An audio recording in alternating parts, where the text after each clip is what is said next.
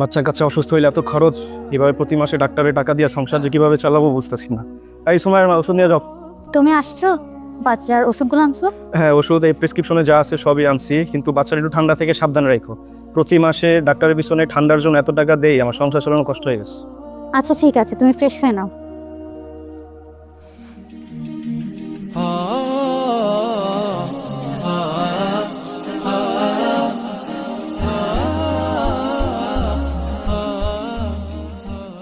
বাচ্চার ডাক্তার দেখানোতে কত গেল একটু হিসাব করি।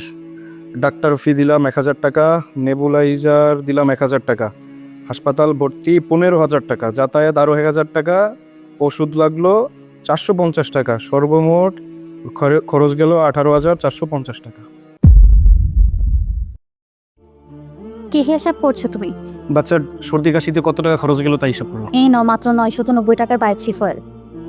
পাশের বাসার ফাহিমের আম্মু, ফাহিমেরও ঠান্ডা সর্দি কাশির সমস্যা ছিল। ও এখন আলহামদুলিল্লাহ অনেক সুস্থ। আমাদের সুমাইয়া অসুস্থ শুনে এটা আমাকে দিয়ে গেল।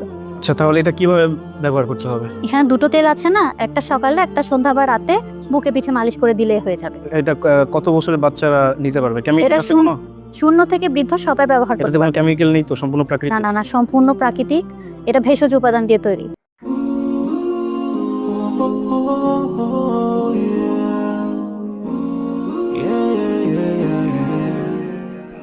প্রতি মাসে বাচ্চার পিছনে কত টাকা ঠান্ডা কাশির জন্য খরচ করলাম? প্রায় 20,000 টাকা গত মাসে গেল।